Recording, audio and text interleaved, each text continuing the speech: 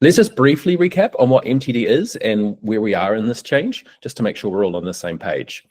I'm sure we all know, well, most of us will be familiar with this, but just to set the foundations. Making Tax Digital is the government's initiative to digitize the tax environment. It was first rolled out for VAT, and then now for income tax, it's happening now. So self-assessment is a broad tax scheme, but only some taxpayers will need to comply with Making Tax Digital for income tax, and at different times.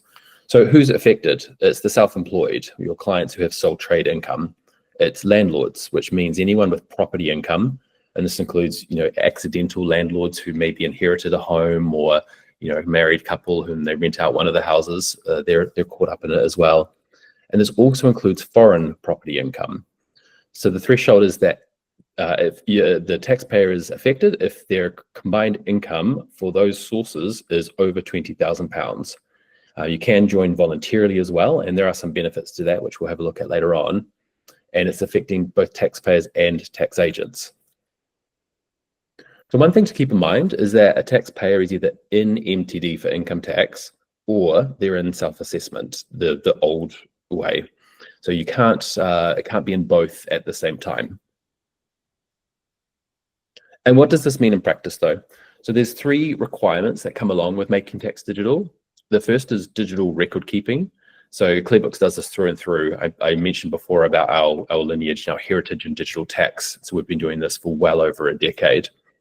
Digital links is another requirement, which again is an integral part of ClearBooks. So that part is sort of ticked by using ClearBooks. And then the third key part is submissions to HMRC's APIs. So again, our digital submissions, it's our bread and butter.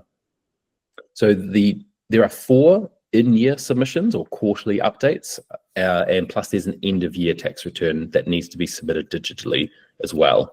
And all of this needs to be done using HMRC recognized software. And that's ticks for ClearBooks all round. So we'll see that a little bit later on. When will it roll out? So this is the time frame. We're here now in April 2025, and then this is the time frame, the view of Making Tax Digital for income tax. It starts now. So this blue lozenge, this bar, is the period of time that the quarterly updates are required to be submitted, and then the blue dot is the end of the deadline for the end of year filing for the tax return. So taxpayers can voluntarily participate now, start submitting their quarterly updates now, and then it will become mandatory for taxpayers earning over 50,000 from April 2026. The following year, taxpayers earning over 30,000 will be mandated, and the year after, all of the taxpayers with the 20,000 threshold and above will be impacted. So it is expected that there might be additional mandation for taxpayers with lower incomes, but that's not currently planned. And then this is 5 years of things for us to concern ourselves with. So the important things to get started now. So how does this all fit together? So at the end, this is the tax year. So if you think about that blue bar that we saw in the previous slide, there are 4 quarterly submissions that have to happen during the tax year. And so here we can see the tax year. At the end of the first quarter, income and expenses need to be submitted to HMRC using recognized software like ClearBooks. The deadline's about a month after the period ends. And this is just information. There's no tax liability linked to this submission. 3 months later, after the end of the second quarter, the second submission needs to be made. This is a year-to-date update or submission. So this includes all of the income and expenses from the start of the year until the end of quarter 2, and it overrides the first submission. The next quarter, the same thing happens. There's a year-to-date update. So they're called quarterly updates, but in reality, they're happening quarterly, but they're all of year-to-date values. So let's say this is April to December for simplicity's sake. And then you get to the end of the tax year, and then a 4th quarterly update for the whole year needs to be submitted at the approximately 1 month after the end of the year. So again, none of those have any tax liability. After the end of the tax year, you can make your accounting adjustments to modify those values to make them accurate and complete. You can submit the capital allowances, the reliefs, adjustments, and everything else that's required to arrive at the taxable profit for that business. And that whole process is completed for one particular business. So I mentioned before, we've got landlords, we've got UK property. Sorry, that's the same thing. We've got sole traders, we have UK property, we have foreign property. And so each of those is what HMRC call a business income source.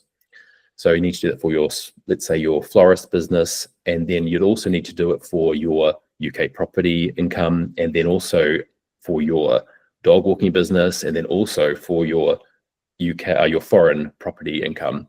So each of those processes needs to be repeated for each business income source.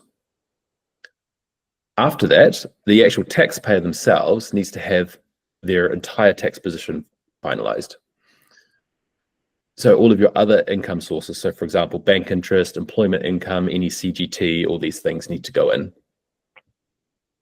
Then you can review the final tax calculation, pulling together all of the business income sources and the other income sources, all the reliefs, adjustments, everything, and then make what's called a final declaration. And this is essentially submitting the tax return and triggering that tax liability. And so this last part here where the bracket is showing, this is essentially the MTD equivalent of the tax return. And the other parts are the sort of like the MTD kind of quarterly updates with part of it.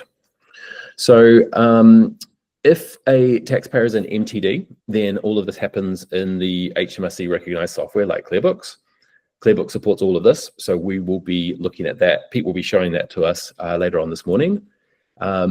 I will note that if you do happen to use some other tax software that you just can't give up for whatever reason, provided that that supports the necessary MTD requirements, then you can use ClearBooks for part of this process and another piece of software for the other part if that's what suits your practice and your clients.